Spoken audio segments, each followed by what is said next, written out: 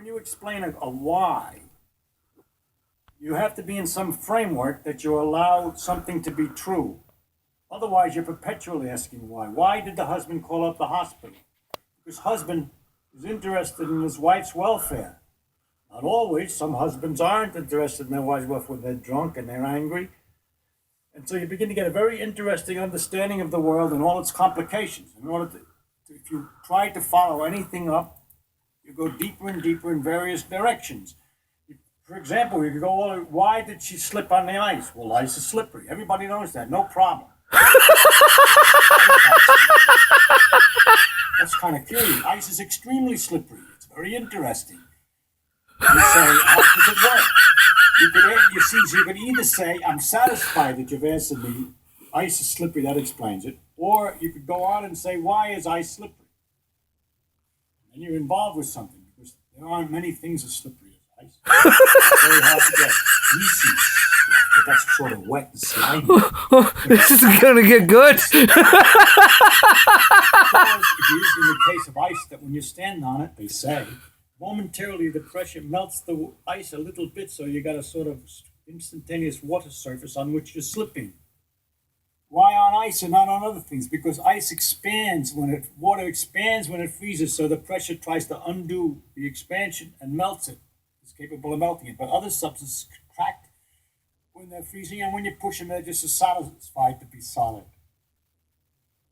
Why does water expand when it freezes and other substances don't expand when they freeze? All right? I'm not answering your question, but I'm telling you how difficult the why question is. You have to know what it is. You're permitted to understand and allowed to be understood and known, and what it is you're not. You'll notice in this example that the more I ask why, it gets interesting after all. That's my idea, that the deeper it Oh, you winking at me. We could even go further and say, why did she fall down when she slipped? And other planets and everything else. Never mind. It goes on and on. And when you ask, for example, why two magnets repel, there are many different levels. It depends on whether you're a student of physics or an ordinary person who doesn't know anything or not. If you're somebody who doesn't know anything at all about it, all I can say is that there's a magnetic force that makes them repel, and that you're feeling that force. You say, but that's very strange because I don't feel kind of force like that in other circumstances. There's a very analogous force, electrical force, which is the same kind of a question. So that's also very weird. But you're not at all disturbed by the fact that when you put your hand on the chair, it pushes you back. But we found out by looking at it that that's the same force, as a matter of fact. The electrical force, not magnetic exactly in that case, but it's the same electrical repulsions that are involved in keeping your finger away from the chair, because everything's made out of its electrical forces in microscopic details. Hey, Tony. I like his guy. The magnetic and the electric force with which I wish to explain these things, this repulsion in the first place, is what ultimately is the deeper thing that we have to start, that we can start with, to explain many other things that looked like everybody would just accept them. You know, you can't put your hand through the chair. That's taken for granted. But that you can't put your hand through the chair when looked at more closely. Why?